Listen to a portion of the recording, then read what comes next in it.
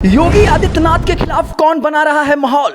एक बैठक में सब कुछ सामने आ गया। केशव प्रसाद मौर्य ने की शुरुआत और देखते ही देखते योगी आदित्यनाथ के खिलाफ कई नेताओं के द्वारा दे दिया गया बयान। मोदी योगी के सरकार में भाजपा कार्यकर्ताओं की होती है अनदेखी, नौकरशाहियों के सामने भाजपा कार्यकर्ताओं की नहीं चलती। जी, उत्तर प्रदेश में 3000 के करीब सदस्यों वाली कार्य समिति की बैठक रविवार को हुई है और इस बैठक में पार्टी के प्रदेश स्तर के सभी बड़े नेताओं के अलावा बीजेपी अध्यक्ष जेपी नड्डा भी शामिल हुए। नड्डा ने त्योहार के कार्डों में प्रमुख रूप से संविधान के नाम पर भ्रम फैलाने की विपक्ष की कोशिश पर जोर दिया। सीएम योगी आदित्यनाथ ने हार के पीछे अति आत्मविश्वास की बात कही, पर प्रदेश के डिप्टी सीएम केशव प्रसाद मौर्य ने ऐसी बात कह दी कि कई लोगों के मुंह के ताले खुल गए और इसके बाद बीजेपी की सबसे बड़ी बैठक में लोकसभा चुनाव में हार के कारणों की समीक्षा ब्लेम गेम में बदल गई और कई लोगों ने उत्तर प्रदेश सरकार पर सवाल उठाने शुरू कर दिए। बैठक में बढ़ती बगावत बयानबाजी के चलते योगी आदित्यनाथ में मंत्री अनिल राजभर को विधायकों को नसीहत तक देनी पड़ गई।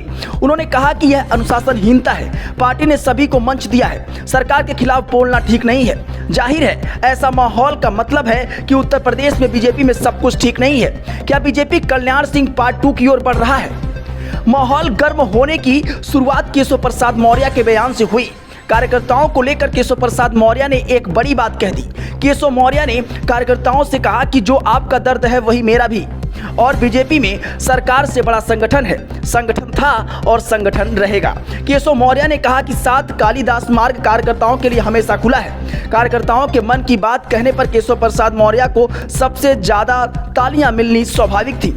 लोकसभा चुनाव का परिणाम आने के बाद अचानक प्रदेश भर के जिला कार्यालयों में और मुख्यालयों में ऐसी खबरें आनी शुरू हो गई कि स्थानीय बीजेपी नेताओं के स्थानीय प्रशासन सुनवाई नहीं करता और इस बीच योगी आदित्यनाथ ने कानून व्यवस्था को सुधारने के लिए पुलिस को जबरदस्त चेकिंग अभियान शुरू करने का आदेश दे दिया था। बीजेपी प्रवक्ता राकेश त्रिपाठी को लखनऊ के हजरतगंज में तलाशी अभियान का सामना करना पड़ा। ये मुद्दा तूल पकड़ लिया और इसके बाद कानपुर के एक बीजेपी नेता से पुलिस की टक्कर हो गई, जिसके चलते डिप्टी सीएम ने ब्रजेश पाठक ने चेक इन अभियान पर ही सवाल खड़े कर दिए।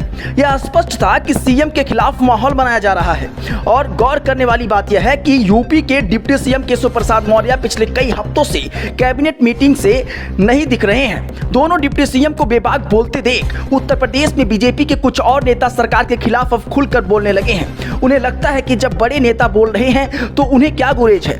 यदि यह सिलसिला बनता है तो पार्टी के लिए खतरनाक होने वाला है। कार्य समिति की बैठक में केशव प्रसाद मौर्य ही नहीं, एक और मंत्री संजय निषाद ने भी इसी तरह की बात कही, जो सीधे योगी आदित्यनाथ के सरकार के खिलाफ जाता है। हालांकि संजय निषाद बीजेपी के नहीं है।